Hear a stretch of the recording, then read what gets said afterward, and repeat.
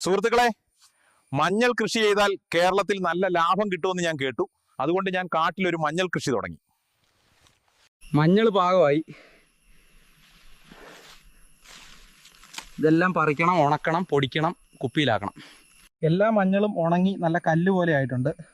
ഇത് നമുക്ക് കാട്ടിലെ മില്ലിൽ കൊണ്ടുപോയി പൊടിച്ചെടുക്കാം. മഞ്ഞൾ പൂസും മഞ്ഞൾ പൂസും മഞ്ചിപ്പൂങ്കൊടി. ഗൈസ്, ഇതൊരു പഴയ മോഡൽ മില്ലാണ്, അതുകൊണ്ട് മഞ്ഞൾ പൊടിഞ്ഞു കിട്ടാൻ ഇച്ചിരി പാടാ. ഈ മഞ്ഞൾപ്പൊടിയൊക്കെ കേരളത്തിൽ എത്തിച്ചിട്ട് എന്തിനാണെന്ന് നിങ്ങൾ ചിന്തിക്കുന്നുണ്ടാവും. കാര്യമുണ്ട്, ഞാൻ കാണിച്ചു തരാം.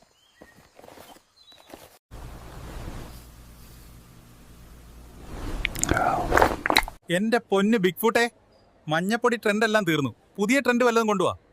എന്താ പുതിയ ട്രെൻഡ്? ഗൈസ്, കേരളത്തിൽ ഇപ്പം മൈലാഞ്ചിക്ക് ഭയങ്കര ഡിമാൻഡാണ്. അപ്പം ഞാനൊരു മൈലാഞ്ചി കൃഷി തുടങ്ങാൻ പോവാണ്. മല്ലു ബിഗ് ഫുട്ട് ആർജെകൾക്കായി ഒരു പ്രത്യേക ഹെന്ന പുറത്തിറക്കി. RJ സ്പെഷ്യൽ ഹെന്ന വാങ്ങി ഉപയോഗിക്കൂ.